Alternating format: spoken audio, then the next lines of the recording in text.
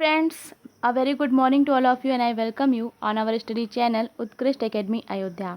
Current affair section on उत्कृष्ट academy Ayodhya में आज हम डिस्कस करेंगे 2 जुलाई से बनने वाले कुछ इंपॉर्टेंट करंट पॉइंट्स को और उनसे रिलेटेड की फैक्ट्स को। अगर आज का ये वीडियो आपको पसंद आता है, यूजफुल लगता है तो वीडियो को लाइक करें, शेयर करें, कमेंट करें और चैनल को सब्सक्राइब करें। शुरू करते हैं कल के क्वेश्चन से।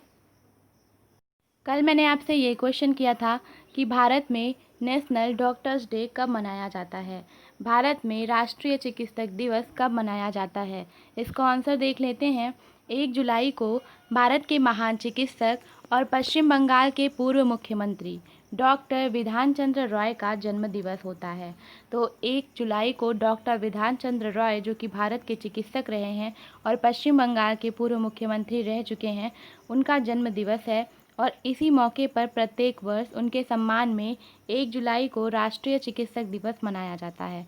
तो राष्ट्रीय चिकित्सक दिवस मनाते हैं 1 जुलाई को डॉक्टर विधान चंद्र की जयंती के उपलक्ष्य में। यह दिन 1991 से मनाया जा रहा है। 1962 में डॉक्टर विधान चंद्र रॉय को भारत रत्न प्रदान किया गया था। इन्हीं के नाम पर साल 1976 में डॉक्टर वी.सी. रॉय राष्ट्रीय पुरस्कार आरंभ किया गया था। तो डॉक्टर वी.सी. रॉय राष्ट्रीय पुरस्कार भी विधान चंद्र रॉय के नाम पर साल 1976 में शुरू किया गया था। यह प्रतिष्ठित पुरस्कार चिकित्सा, कला, दर्शन, साहित्य व राजनीति विज्ञान के लिए प्रदान किया जाता है। वर्ष 2020 के लिए इस दिवस की जो थीम रही है वह रही है lesson the mortality of covid. Lesson the mortality of कोविड-19। विधान चंद्र रॉय का जन्म 1 जुलाई 1882 को पटना, बिहार में हुआ था। उन्होंने कोलकाता में अपनी मेडिकल शिक्षा प्राप्त की। MRCP व FRCS की उपाधि उन्होंने लंदन से प्राप्त की। तो नेशनल डॉक्टर्स डे मनाते हैं 1 जुलाई को डॉक्टर्स के सम्मान में, और विधान चंद्र रॉय जी, जो कि पश्चिम बंगाल के पूर्व मुख्यमंत्री और भारत के महान चिकित्सक हैं, उनकी जयंती के उपलक्ष्य में। यह था कल के क्वेश्चन का आंसर। अब हम चलते हैं आज के पॉइंट्स की तरफ। हमारा फर्स्ट पॉइंट है, उत्तराखंड वन विभाग ने कुमाऊं के मुनस्यारी, पिथौरागढ़ जिले में भारत का पहला लाइकेन पार्क विकसित किया है। तो भारत का पहला लाइकेन पार्क कहाँ विकसित किया जा रहा है? उत्तराखंड वन विभाग द्वारा कुमाऊं के मुनस्यारी, पिथौरागढ़ जिले में। लाइकेन हिमालय में 5000 मीटर तक पाए जाते हैं और ये महत्वपूर्ण प्रजातियां हैं क्योंकि ये प्रदूषण के स्तर के सबसे अच्छे संकेतक हैं। तो लाइकेन प्रदूषण स्तर के सबसे अच्छे संकेतक माने जाते हैं। भारत का पहला लाइकेन पार्क उत्तराखंड वन विभाग द्वारा पिथौरागढ़ जिले में स्थापित किया जा रहा है। लाइकेन प्रजातियों का उपयोग भोजन, इत्र, रंजक व पारंपरिक दवाओं में किया जाता है। उत्तराखंड की बात आई है तो उत्तराखंड के मुख्यमंत्री त्रिवेंद्र सिंह रावत जी हैं, व यहाँ की गवर्नर हैं बेबी रानी मौर्य। उत्तराखंड में फेमस राष्ट्रीय पार्क जिम कॉर्बेट स्थित है। जिम कॉर्बेट राष्ट्रीय उद्यान भारत का सबसे पुराना राष्ट्रीय पार्क है, जो वर्ष 1936 में लुप्तप्राय बंगाल बाघ की रक्षा के लिए हेली नेशनल पार्क के रूप में स्थापित किया गया था। तो जिम कॉर्बेट नेशनल का पूर्व नाम है हेली नेशनल पार्क। यह उत्तराखंड के नैनीताल जिले में स्थित है और इसका नाम जिम कॉर्बेट के नाम पर रखा गया था।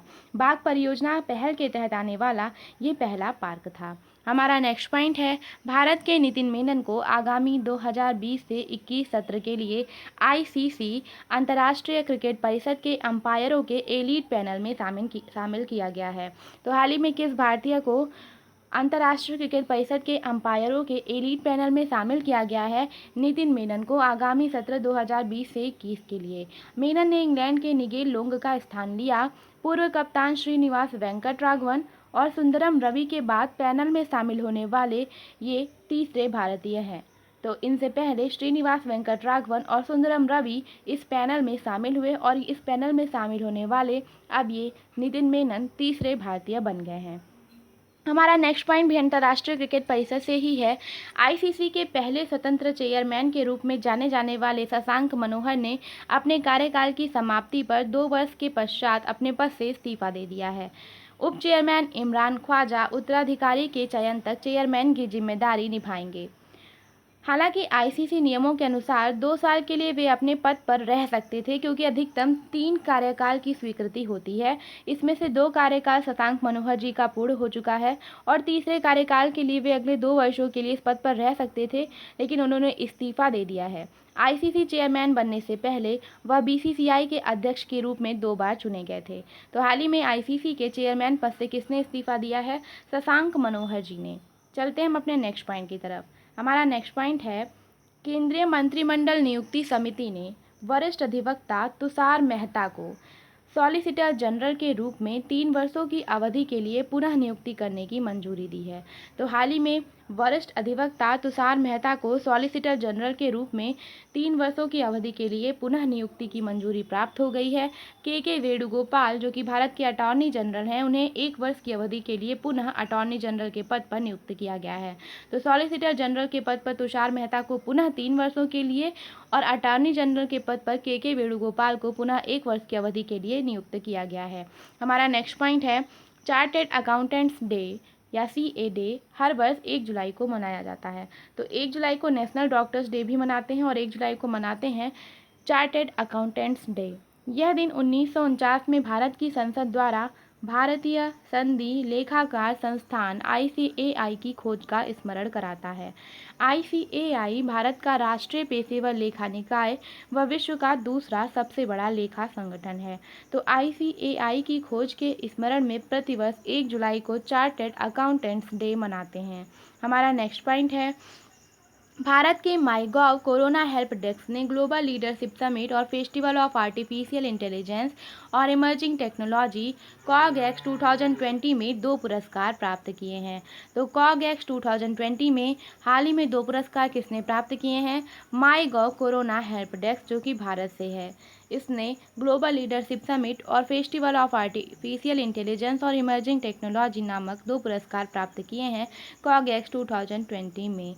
यह कोविड-19 के लिए सर्वश्रेष्ठ नवप्रवर्तन सोसाइटी और पीपल्स चॉइस कोविड-19 समग्र विजेता की श्रेणियों के तहत प्रदान किया गया था। हमारा नेक्स्ट पॉइंट है, 36वें द्विवार्षिक आसियान शिखर सम्मेलन का आयोजन 26 जून 2020 को हनोई, वियतनाम में वीडियो कॉन्फ्रेंसिंग के माध्यम से किया गया था। इस शिखर सम्मेलन की विषय वस्तु सामंजस्यपूर्ण और उत्तरदायी आसियान थी।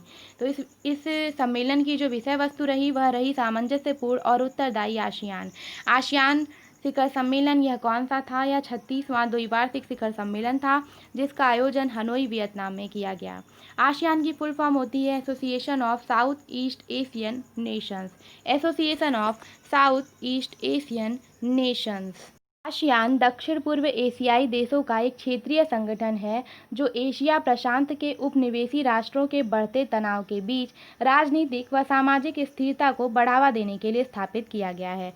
आसियान का सचिवालय स्थित है जकार्ता, इंडोनेशिया में। तो आसियान का सचिवालय है जकार्ता, इंडोनेशिया में। आसियान में 10 सदस्य हैं, जिनके नाम हैं Indonesia, Malaysia, Cambodia, Singapore, Vietnam, Brunei, Laos, Myanmar, Thailand. तो Indonesia, Vietnam, Singapore, Cambodia, Malaysia, Thailand, Laos, Philippines, Brunei और म्यांमार, ये 10 राष्ट्र इसके सदस्य हैं। इस शिखर सम्मेलन को वियतनामी प्रधानमंत्री गुयेन जुआन फुच की अध्यक्षता में आयोजित किया गया था। आसियान दिवस मनाते हैं हर वर्ष 8 अगस्त को। तो 8 अगस्त को आसियान दिवस के रूप में मनाया जाता है और आसियान का जो ध्येय वाक्य है या आदर्श वाक्य है वह है one vision, one identity, one community.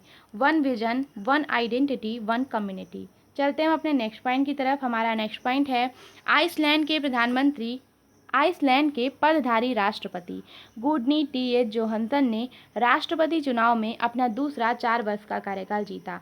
तो हाल ही में अपना दूसरा 4 वर्ष का कार्यकाल जीता है आइसलैंड के पदधारी राष्ट्रपति गुडनी टी जोहानसन ने। जोहानसन को वोट के 92% के साथ फिर से चुना गया है, जो कि आइसलैंड के राष्ट्रपति चुनावों में दूसरी सबसे बड़ी जीत है। तो अब आइसलैंड के राष्ट्रपति होंगे पुनः गुडनी टी जोहानसन। हमारा नेक्स्ट पॉइंट है, उत्तर प्रदेश के मुख्यमंत्री योगी आदित्यनाथ ने बुंदेलखंड में एक योजना शुरू की है, जिसका नाम है हर घर जल अभियान। तो हर घर जल अभियान उत्तर प्रदेश के मुख्यमंत्री योगी आदित्यनाथ ने शुरू की है कहाँ शुरू की है? बुंदेलखंड में। जल जीवन से जुड़ी इस परियोजना पर 10,131 करोड़ रुपए खर्च होने का अनुमान है। 2,185 करोड़ रुपए की लागत से बुंदेलखंड व विंध्य क्षेत्र पहले चरण में लाभान्वित होंगे। इस योजना से या इस अभियान से महोबा, ललितपुर, झांसी में 14 लाख की आबादी परियोजना से लाभान्वित होगी। तो हाल ही में हर घर जल अभियान कहाँ शुरू किया गया है? बुंदेलखंड में, योगी आदित्यनाथ जी द्वारा। हमारा नेक्स्ट पॉइंट है, इंटरनेशनल डे ऑफ पार्लियामेंट्रीज हर वर्ष 30 जून को मनाया जाता है। तो इंटरनेशनल डे ऑफ पार्लियामेंट्रीज कब मनाते हैं? ये मनाते हैं हर वर्ष 30 जून को। यूएन ने 30 जून 2018 में इंटरनेशनल डे ऑफ पार्लियामेंट्रीज मनाने के दिन के रूप में नामित किया था। तो यूएन ने इस दिन को नामित किया था इंटरनेशनल डे ऑफ पार्लियामेंट्रिज्म के रूप में। यह 1889 में स्थापित आईपीयू यानी इंटर पार्लियामेंट्री यूनियन के उपलक्ष्य में मनाया जाता है। तो इसको आईपीयू की स्थापना के उपलक्ष्य में प्रतिवर्ष 30 जून को मनाते हैं। हमारा नेक्स्ट पॉइंट है, मलावी के विपक्षी नेता लाजरस चकवेरा को दोबारा हुए राष्ट्रपति चुनाव का विजेता घोषित किया गया है।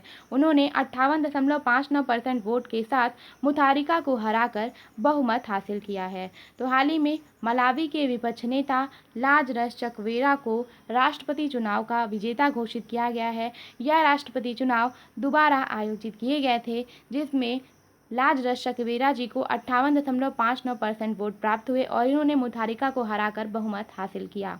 18 मिलियन लोगों ने राष्ट्र के राष्ट्रपति के रूप में चकवेरा को 5 वर्ष के लिए चुना व चकवेरा 5 वर्षों के लिए जीत गए हैं। हमारा नेक्स्ट पॉइंट है, एमएचआरडी मिनिस्टर रमेश पोखरियाल निशंक ने विश्व की पहली ऑनलाइन बीएससी प्रोग्रामिंग व डेटा साइंस में डिग्री पेश की है। तो पहली बार किसने ऑनलाइन बीएससी प्रोग्रामिंग व डेटा साइंस में डिग्री पेश की है? एमएचआरडी मिनिस्टर रमेश पोखरियाल निशंक ने। कार्यक्रम आईआईटी मद्रास द्वारा तैयार व प्रस्तुत किया गया है। इस कार्यक्रम से डेटा साइंस सबसे तेजी से बढ़ते क्षेत्रों में से एक है, जो 2026 तक 11.5 मिलियन नौकरियां सृजित करेगा। तो डेटा साइंस सबसे तेजी से बढ़ते क्षेत्रों में से एक है, जो 2026 तक 11.5 मिलियन नौकरियां सृजित करेगा, ऐसी उम्मीद है। तो हाल ही में ऑनलाइन बीएससी प्रोग्रामिंग व डाटा साइंस में डिग्री की पेशकश की है एमएचआरडी मिनिस्टर रमेश पोखरियाल निशंक ने। यह विश्व की पहली ऑनलाइन डिग्री पेशकश होगी। ये थे आज के कुछ इंपॉर्टेंट करेंट पॉइंट्स। आज का हमारा क्वेश्चन ऑफ द डे ये है कि हाल ही में जर्मनी के खिलाड़ी मारियो गोमेज ने सेवानिवृत्ति की घोषणा की है, वे किस खेल से संबंधित थे? तो मारियो गोमेज जो कि जर्मनी के खिलाड़ी हैं, उन्होंने सेवानिवृत्ति की घोषणा की है, वे किस खेल से संबंधित हैं? इसका आंसर आपको कमेंट बॉक्स में कमेंट करके बताना है। आई होप आज का ये वीडियो आपको पसंद आया होगा, यूजफुल लगा होगा। अगर वीडियो पसंद आया हो, यूजफुल लगा हो, तो वीडियो को लाइक करें, शेयर करें, कमेंट करें और चैनल को सब्सक्राइब करना ना भूलें। कल मिलेंगे कुछ नए करंट पॉइंट के साथ, तब तक के लिए have a nice day, bye bye.